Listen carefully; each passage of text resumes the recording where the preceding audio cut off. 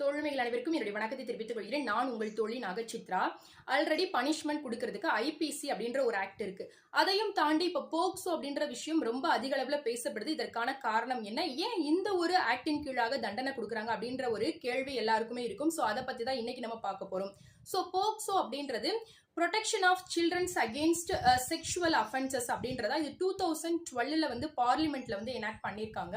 So இது கொண்டு வரப்பட்டதற்கான முக்கிய காரணம் என்ன அப்படின்னா, குழந்தைகள் அதாவது 18 வயதிற்கு கீழ் உள்ள சிறார்களை பாதுகாக்கிறதா இதனுடைய முக்கிய நோக்கம்.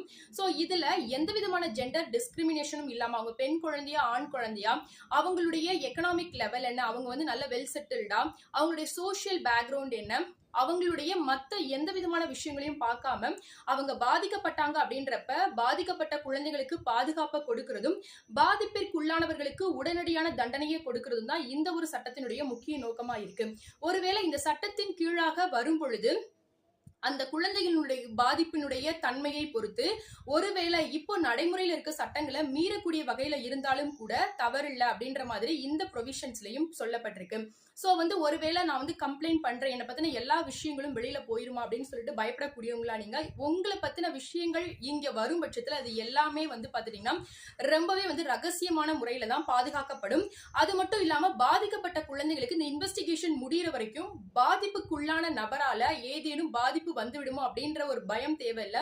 ஏன்னா ப்ரொடெக்ஷனுக்காக எப்பவுமே ஒரு போலீஸ் ஆபீசர் இந்த இன்வெஸ்டிகேஷன் முடிகிற வரைக்கும் அவங்களுக்கு பாதுகாப்பிற்காக இருப்பாங்க. அது மட்டும் இல்லாம இந்த மாதிரி ஒன்ஸ் வந்து இந்த பிரச்சனைகளால பாதிப்புக்கு உள்ளானவங்களுக்கு அதுக்கப்புறமா அவங்களுக்கு வந்து செல்ஃப் டிஃபென்ஸ் விஷயங்களும் சொல்லித்தரப்படுது.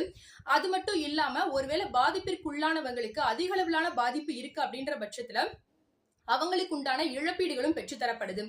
அது போல நான் இந்த மாதிரி உங்களை போய் நான் கம்ப்ளைண்ட் பண்றேன், இது லாங் ப்ராசஸா இருக்கு, லைஃபே போயிடும், நான் இதுக்காக இது பின்னாடி போக நான் விரும்பல அப்படின்னு சொல்லிட்டு பயப்படக்கூடியவங்களா நீங்க, இதன் கீழாக போக்சோவின் கீழாக பதியப்படக்கூடிய வழக்குகள் நிச்சயமாக 1 வருடத்திற்குள்ளாக ரிப்போர்ட்ஸ் வந்து சப்மிட் பண்ணணும் அப்படின்ற ஒரு ரூலும் இருக்கு.